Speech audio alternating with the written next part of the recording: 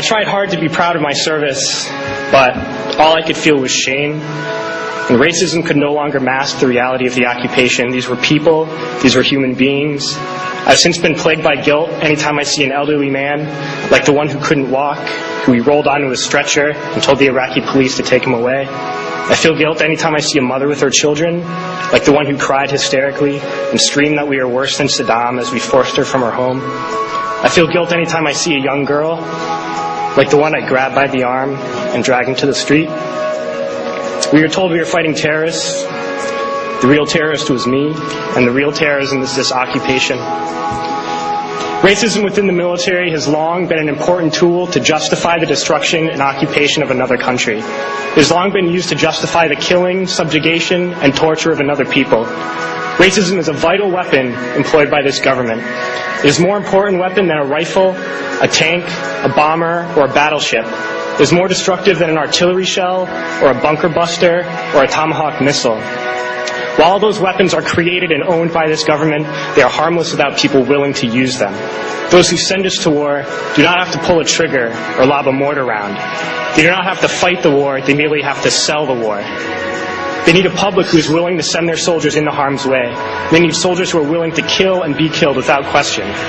They can spend millions on a single bomb, but that bomb only becomes a weapon when the ranks of the military are willing to follow orders to use it. They can send every last soldier anywhere on earth, but there will only be a war if soldiers are willing to fight. And the ruling class, the billionaires who profit from human suffering, care only about expanding their wealth, controlling the world economy. Understand that their power lies only in their ability to convince us that war, oppression, and exploitation is in our interest. They understand that their wealth is dependent on their ability to convince the working class to die to control the market of another country. And convincing us to kill and die is based on their ability to make us think that we are somehow superior.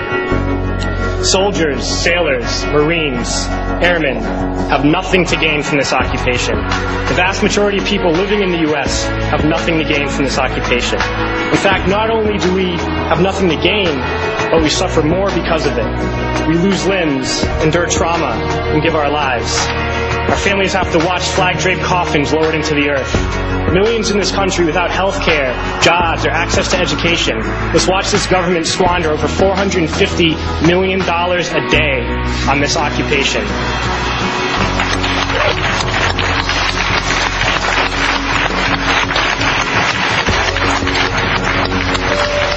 Poor and working people in this country are sent to kill poor and working people in another country to make the rich richer.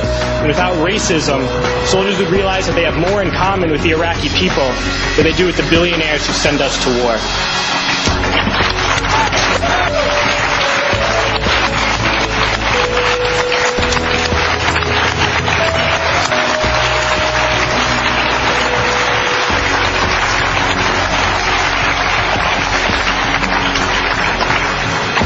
I threw families onto the street in Iraq, only to come home and find families thrown onto the street in this country, in this tragic and unnecessary foreclosure crisis. We need to wake up and realize that our real enemies are not in some distant land. They're not people whose names we don't know and cultures we don't understand. The enemy is people we know very well and people we can identify. The enemy is a system that wages war when it's profitable. The enemy is the CEOs who lay us off from our jobs when it's profitable. It's the insurance companies who deny us health care when it's profitable. It's the banks who take away our homes when it's profitable. Our enemy is not 5,000 miles away. They are right here at home. If we organize and fight with our sisters and brothers, we can stop this war, we can stop this government, and we can create a better world.